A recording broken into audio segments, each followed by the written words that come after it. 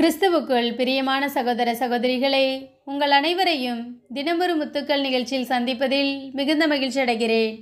அஞ்சாதே, உன் வேண்டுதல் கேட்கப்பட்டது. லூக்கா 1:13.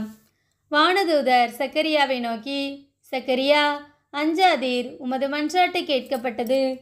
உம் மனைவி எலிசபெத்து உமக்கு ஒரு மகனை பெற்றெடுப்பார். அவருக்கு யோவான் என பெயரிடுவீர். பிரியமானவர்களே, இறைவன் இன்று நமக்கு கொடுக்கும் வாக்குத்தத்தம், அஞ்சாதே, உன் வேண்டுதல் கேட்கப்பட்டது என்று.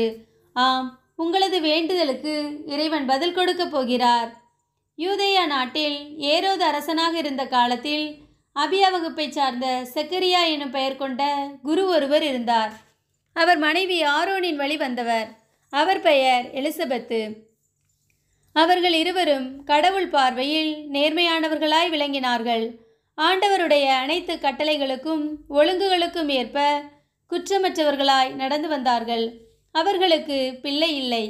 ஏனென்றால் எலிசபெத்து கருவுரை இயலாதவராய் இருந்தார். மேலும் வயது முதிர்ந்தவர்களாயும் இருந்தனர். அவர்கள் குழந்தைக்காக இறைவனிடத்தில் அதிகமாய் ஜெபித்திருப்பார்கள்.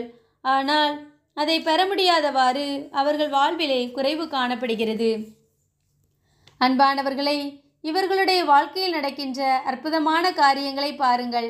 இவர்கள் விருப்பத்துடனும் எதிர்பார்ப்புடனும் இருந்த நாட்களில் அவர்களுடைய வேண்டுதலுக்கு பதில் கிடைக்கவில்லை.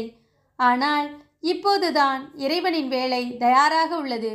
இதிலிருந்து நாம் அறிவது என்னவென்றால், இறைவனிடம் நாம் கேட்பது ஒரு நாளும் வெறுமையாய் திரும்பாது. அவற்றிற்கு நிச்சயம் பதில் கிடைக்கும். சக்கரியா ஒரு குருவாய் இருந்தும் இறைவனின் வார்த்தைகளை விசுவாசியாததால் அவர் ஊமையாகிவிட்டார். நாமும் நம் வாழ்க்கையில் இறைவனிடம் கேட்பதை அவர் நமக்கு நிச்சயம் தருவார். நமக்கு நன்மை செய்ய எப்போதும் ஆயத்தமாயிருக்கிறார்.